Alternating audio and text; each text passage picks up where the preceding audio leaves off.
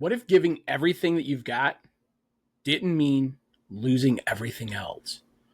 What if the reason that you keep burning out isn't because you're not trying hard enough, but because no one ever showed you how to push without breaking? And listen, I get it. Some people can push through everything. Some people thrive on that kind of grind. David Goggins, that man's a beast. He's already out there running ultra marathons on broken toes and yelling at his inner demons while doing push-ups. And honestly, respect, man. Total respect. But most of us, we try to live like that and we break. So today, we're going to talk about what 110% really looks like when you're not David Goggins, when you're just trying to live, grow, and stay healthy, and why the living 95 lifestyle might be the balance that you've been missing all along. Here's the part that most people don't get. What if the key to giving your best is knowing when not to? So stick around, because by the end of this episode, you might just redefine what success really looks like. So let's get into it. You're listening to the Health, Tech, and Wellness Podcast, where we cut through the noise and get straight to what really works for real people. This is more than just losing weight. It's about dating life and doing the things you never thought you could do, building lasting confidence and creating a body and mind you truly love. I'm your host, John Adams. I've spent years refining a transformative, sustainable plan that's realistic, balanced, and proven to work. And I'm on a mission to share the strategy that changed my life and help others build the life they truly deserve. Hey, everybody. Welcome to episode 24 of the Health, Tech, and Wellness Podcast. I'm your host, John Adams. And today we're going to dive into something that's really, really setting heavy on my mind. Because honestly, this is the number one question that I get from most people who don't understand the Living 95 lifestyle. How can you say you're giving your all if you're not pushing yourself 100% all of the time? And I'm doing this episode because I think a lot of us need to hear what I'm about to say. But first, here's the thing. We're asking the wrong question. Because the real question's this. How do you give 110% without completely burning out? So let's talk about that push culture. No excuses. If you're tired, do it tired.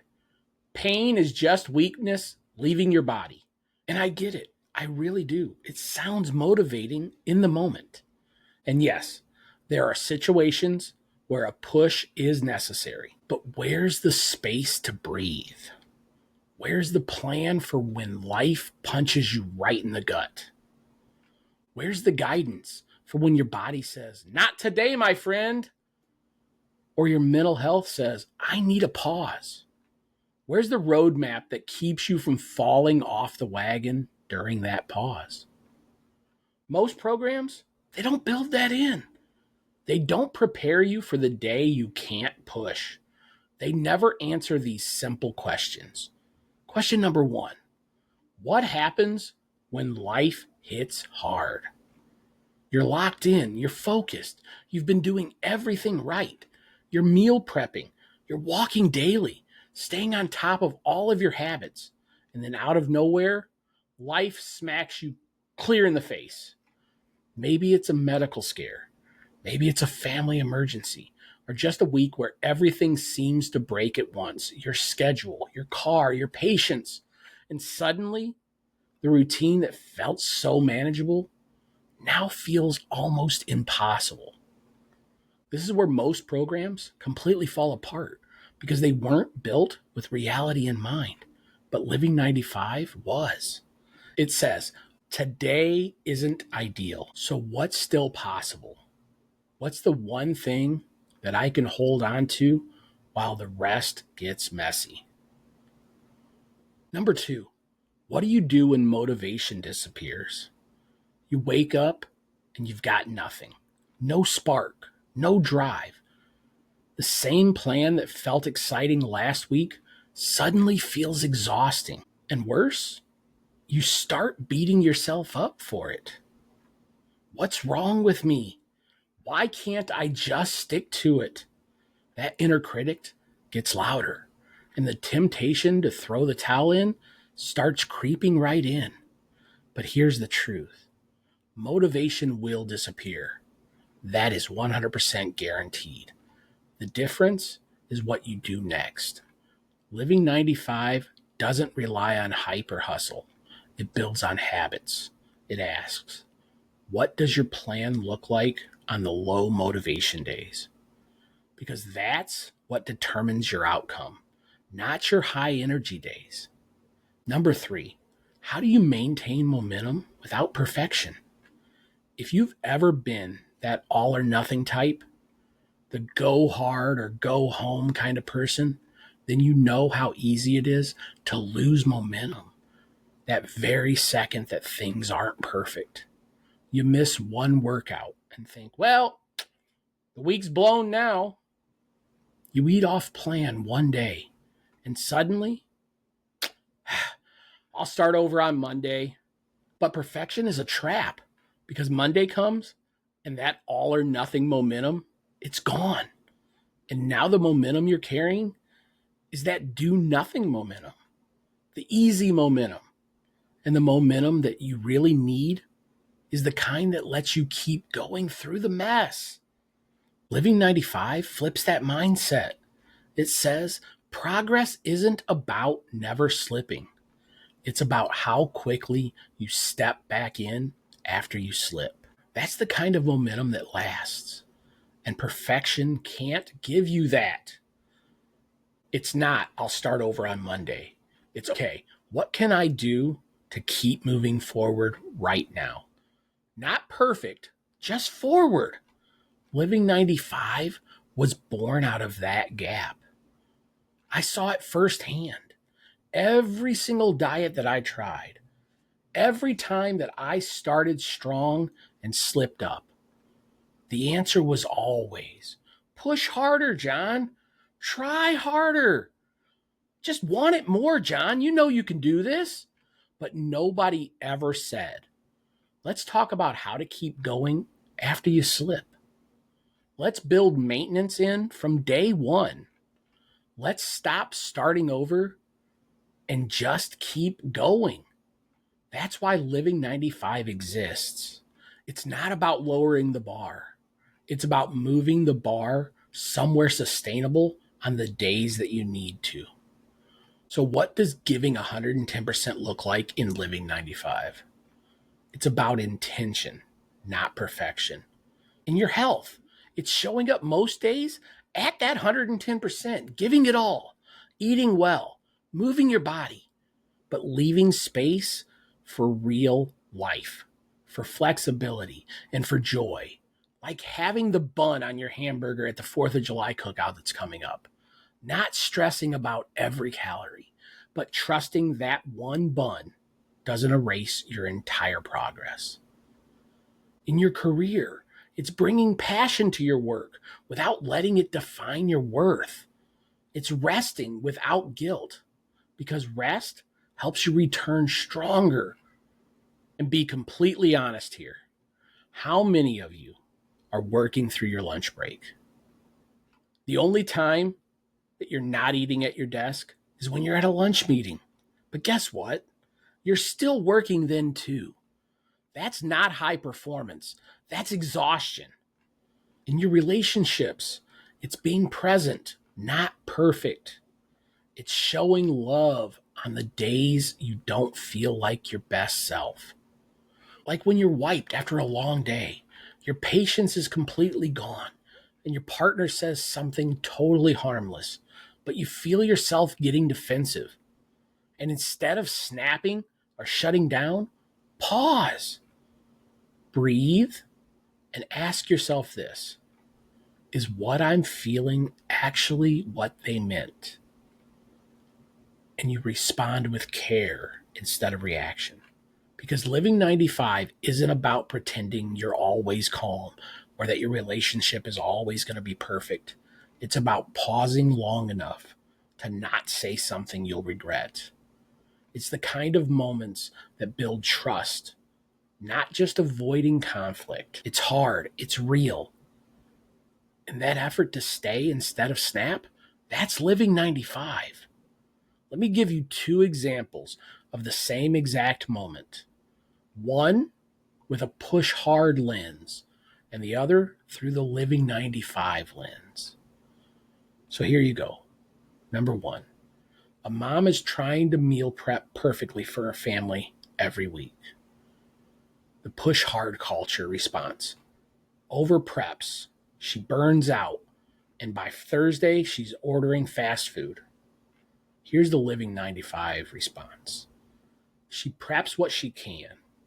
She builds in flexibility and then shows up more consistent. And on the days that she can't show up, she decides, well, what's one healthy thing that I can put in the meal? One thing to keep you moving forward. Here's another one. A man's trying to go to the gym 6 days a week. But 3 weeks in, he misses a day. Push culture's response. You feel like a failure. You skipped the rest of your week because this whole week's shot. I messed up my routine. I'll start over on Monday. Living 95's response is this. Adjust and keep going. Do a short walk. Do just a quick session at home. Or when you get home and you're sitting at the computer, stand up while you're typing. Whatever, that one small thing to keep moving forward. 110% in living 95, it's not about being Superman. It's about showing up with your whole self, your messy, human, capable self, and doing the best that you can with what you've got that day. Giving 110% on the days that you've got it. And as little as one small thing to keep moving forward on the days that you don't. 110% in living 95 means this. Showing up with intention. Leaving space for real life. Redefining effort without guilt. And here's the kicker. Pushing harder doesn't always mean better results. In fact, the most successful people that I've met while driving Uber and Lyft, they weren't the ones who never stopped. They're the ones who knew when to pause. I love asking questions when I get passengers in the car. And the most common responses, especially among the successful people that I get in my car that I'm taking to the airport on business trips, they all had boundaries. They all have balance. And because of that, they all have longevity and great success. They all read into my website because I've got it hanging right on the back seat. And the majority of them say, makes perfect sense. That's how I live. Guys, this is the most successful people that have been in my car. They all agree. Balance is key because burnout does not build legacies. Sustainability does. Now, before I wrap up, I want to give you a quick mental check-in that you can use anytime that you feel that old push hard pressure creeping back and burnout setting in. These 3 simple questions, and they'll all come back to one core thing, your why. Why you started on the journey to begin with. Because if you lose sight of that, you'll always default back to overdoing. You'll always default back to overcompensating, over pushing, and inevitably, that's when burnout's going to come back knocking on your door. So try to ask yourself this when burnout's right around the corner. Number 1, am I doing this because I want to or because I feel like I have to? If it's coming from guilt, fear, or obligation, you've probably stepped outside of your why. I hear you right now. I'm going to stop. I already hear you. But my why is because the doctor said my cholesterol is too high. That is not your why. Your why is because you want to live a healthier, happier life. You don't want to be 60 years old, laying in a bed on a feeding tube. I'm not saying that's your why, but spin it that way. Okay? The doctor saying your cholesterol was high might have started you on the mission. Go back and watch some of my episodes and see where my mission started. It started really similar. I had a health scare. I was frustrated. I did my homework. Living 95 was born. I've dropped my A1C from 13.4 to 5.3. I'm down 111 pounds. All without pills, all without shots. I'm just saying, what is your why? Your why should not be because of the doctor. Because if your why comes from a choice that's actually aligned with something that truly matters to you, that's when you'll feel the shift. Your why should drive you, not pressure you. Number 2, would this still matter if you took one day off? If missing one day feels like the complete end of the world, it's possibly not your goal anymore. It's about control. Letting your why lead means trusting the bigger picture. A strong why can carry your thought the rest of the day without fear. And number 3, is the pressure coming from my goals or my guilt? Now that one probably hit pretty hard, didn't it? Because guilt screams, do more, even when you've done enough. But your goals, your real goals, they don't yell. They guide you. They point you back to progress that's steady and sustainable. When you reconnect with your why, you stop punishing and pushing yourself out of panic, and you start moving with peace. Go ahead and screenshot these. Write them down. Tattoo them. Put them in your mental dashboard, because when you check in with your why, you stay aligned with your real definition of success, not someone else's. So what do I want you to take away from all of this? You don't have to choose between greatness and peace. You don't have to live on the edge of collapse to prove that you're committed. You don't have to be David Goggins. You can give 110% while living a life that leaves room for rest, for joy, for reflection, and yes, even mistakes. Because living 95 is not about backing off. It's about backing yourself. So if you've tried the push till you drop method and it left you feeling like a failure, you're not broken. You just need a better way. And I'm here to tell you that there is a better way. It does exist. It's balance, and it's living 95. And as always, stay healthy, stay balanced, and keep driving forward.